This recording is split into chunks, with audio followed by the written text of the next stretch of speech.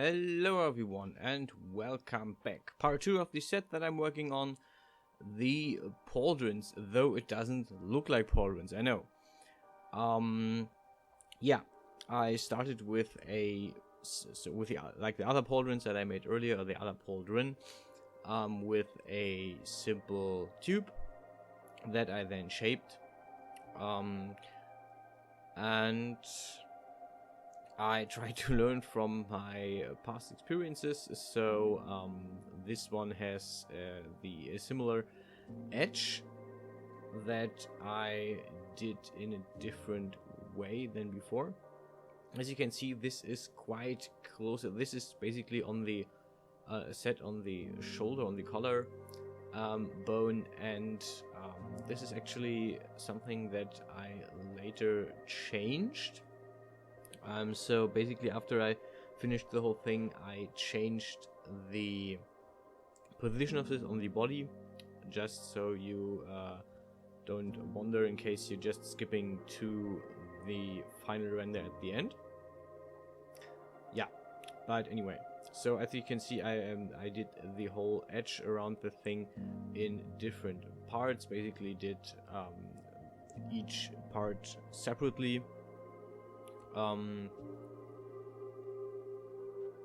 And then I connected these parts with welding the points and the edges of this, which worked much better. So I'm also adding extra lines here to just make sure that the shape is staying.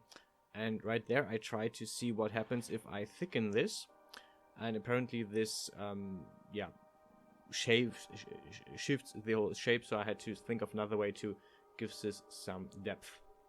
Right now I'm working, so I put this up for putting on the depth for later, and started working on the details. Actually, I took a break in between these parts. This is why you had the the animation. Because I looked at different ideas and thought about what I'm gonna do, how I'm gonna do this.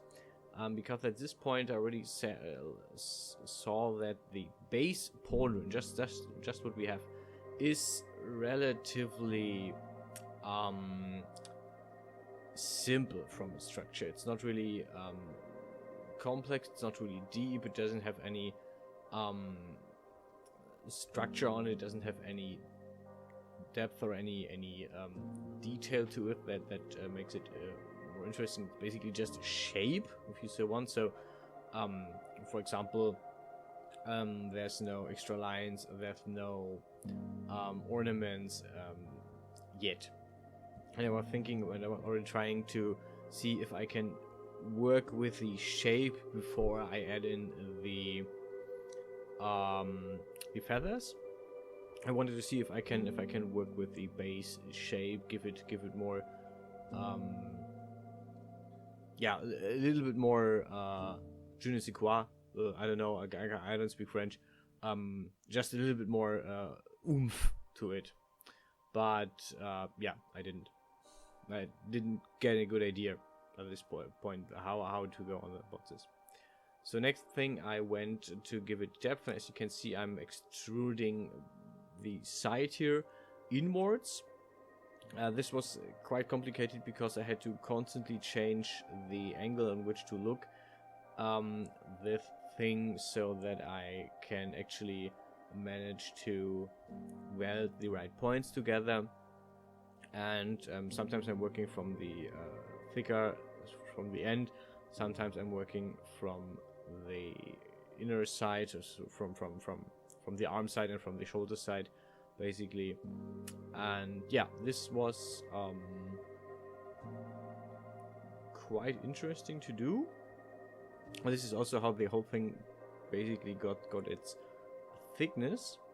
And at this point I checked, okay, maybe this is enough, maybe I don't have to do the whole thing, but you can basically look inside this from a lot of angles. So I decided, okay, I'm going to close this off on the inside complete before I do anything else. yeah, I copied the outer part of this, as you may have seen before, for the feathers. So I'm doing the feathers in the same style that I did with the chest piece. One thing that I noticed is when I copy something before I use the smoothing tool, then I can avoid any crashes. So I guess the fact that when I did the torso piece, the chest piece, that the software crashed so often was due to the fact that I had a smoothed object that I then unsmoothed to work the details. As you can see, the base idea of what I'm doing is the same for the feathers again. So the whole thing will basically have this feather theme. Same will go for the hip piece that I will do later on this week. So there will be a third video about this, and possibly, but not 100% sure, a fourth where I do some shoes. I'm currently also reworking a few of my base parts for the shoes, the soles that I use. Yeah, it's possible that I that I will do another piece there. Yeah, and this is basically it. At this point, so for the first few feathers, those on the very top, basically did each feather after that. I basically finished each feather, which involved changing viewpoint, changing tools. This is basically enough. This is extrusion tool. Then it is welding. Then it is connect tool, and then it is welding again. So basically, I'm going through 4 different stages through 4 different tools, and in this case, I decided to basically do this in different steps. The idea is to use the extrusion on a group of elements, then do the extrusion on the extrusion, then do the welding on all the objects, then do the